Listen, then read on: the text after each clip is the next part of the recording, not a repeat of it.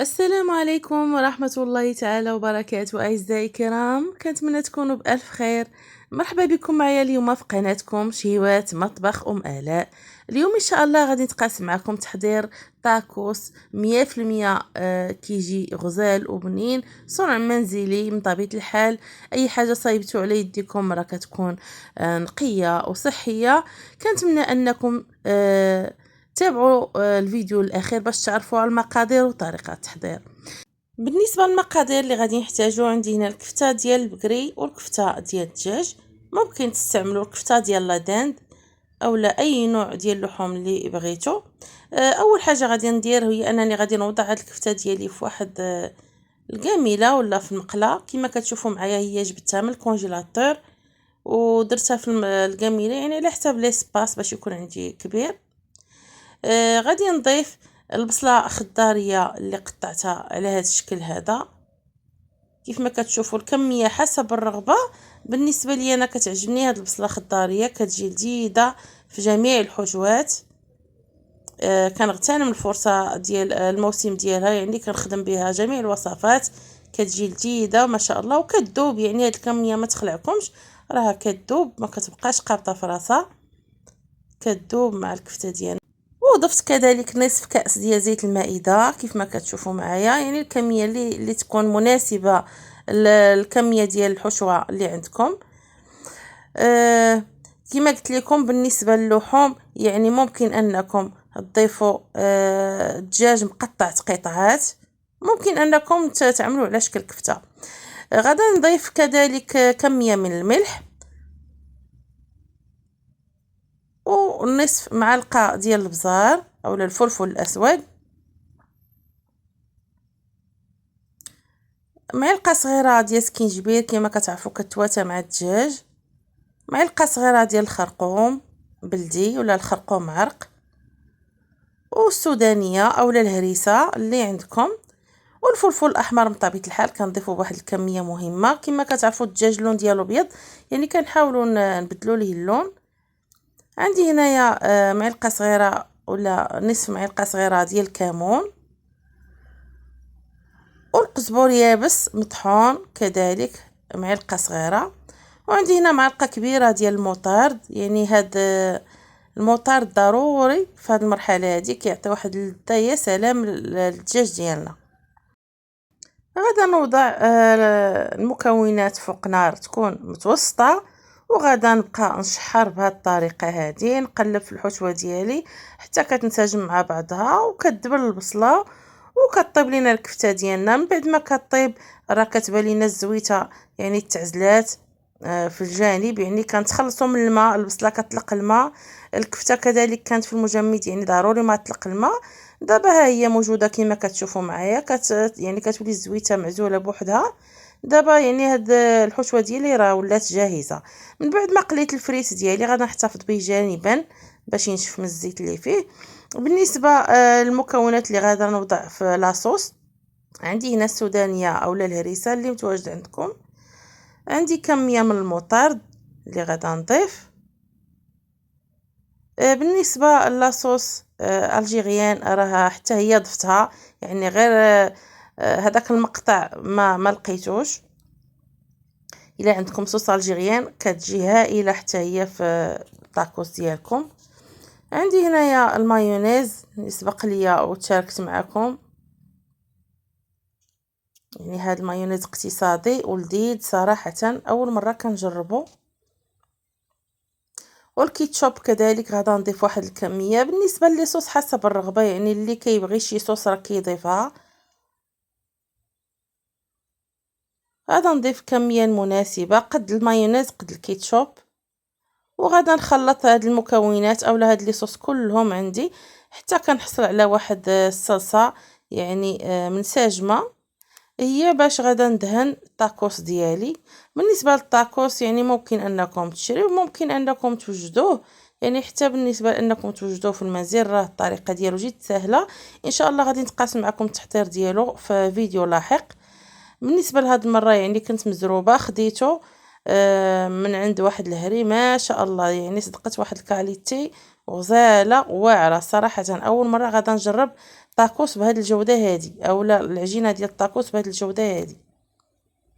يعني العجينه اولا هذوك الخبيزات ديال الطاكوس ما شاء الله فريش وما كيتقطعوش. بالنسبه لهاد الفرماج ديال الساندويتش كذلك اختياري، كاين هاد النوع، كاينين بزاف ديال الانواع. غادا نحلو يعني باش كنوجدو، لان ضيق الوقت ما عنديش الوقت باش نبقى نحل كل وحده ونعمر وعاد نسد. كنحلهم كاملين باش كتجيني الخدمه سهله. كيف ما كتعرفوا عندي ما شاء الله واحد كونتيتي كبيره ديال الطاكوس اللي وجدت معاكم باش تسهل عليا الخدمه. يعني غادا نوجد هاد الفرماج ديال الساندويتش هكا غادا نحلو.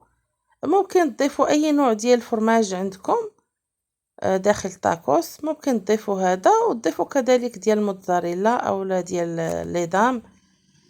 يعني اي مكون ضفتوه حسب اللذه اللي بغيتو تحصلوا عليها من بعد وحسب الرغبه. من بعد ان شاء الله غادي ناخذ الوريقات ديالي ديال الطاكوس، غادا نسرحهم على سطح العمل وغادا نبدا معكم في التعمار ان شاء الله. في هذه الاثناء رانا شعلت على البانيني ديالي. بالنسبه للناس اللي ما عندهمش البانيني يعني ممكن انهم يستغناو عليها ويوضعوا هذا الطاكوس هذا ديالنا اولا ديالكم غير في واحد المقله ثقيله، ويوضعوا شويه من الفوق ويتقلوا عليها بمقله اخرى ويوضعوها في الفران. يعني راه كتكون نفس النتيجه. المهم ان هاد الورقه ديال الطاكوس تجي محمره وتجي مقرمله. بالنسبه للفريت ديالي كيف ما كتشوفوا معايا وضعته هنا باش ينشف من الزيت.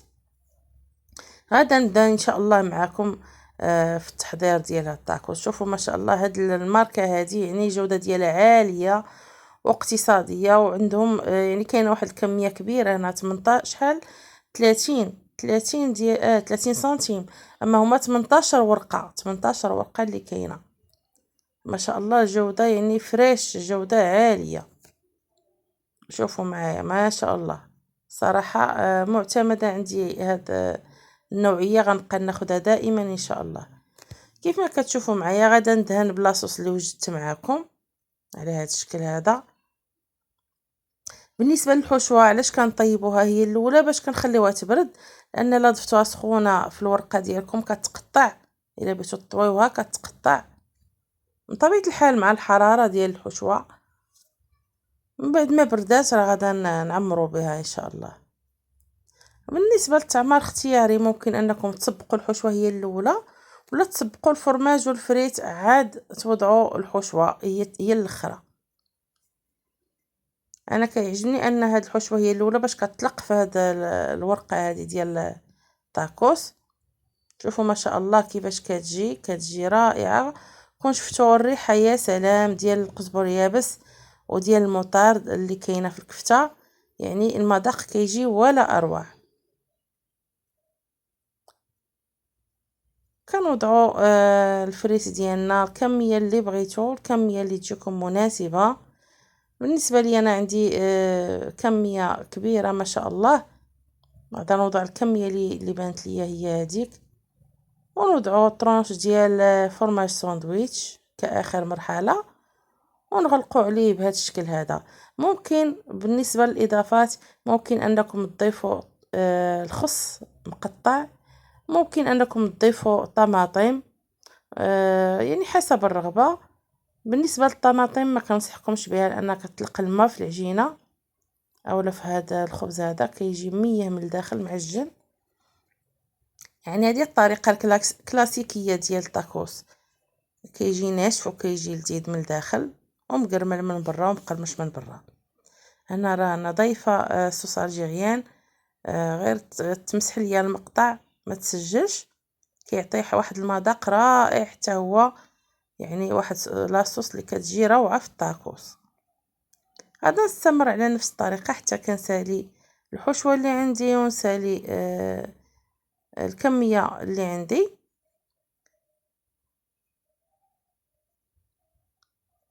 ونتلاقى بكم من بعد ان شاء الله. كيف ما كتلاحظوا معايا يعني راه شعلت على البانيني وكنحمر في الطاكوس ديالي من هاد الجهتين بزوج، وكنحاولوا ندوروهم باش كيجيونا هذوك الخطيطات متقاطعين على هذا الشكل هذا. كيجي المنظر ديالهم يا سلام. بالنسبة للنتيجة النهائية كنحصلوا عليها على هذا الشكل هذا.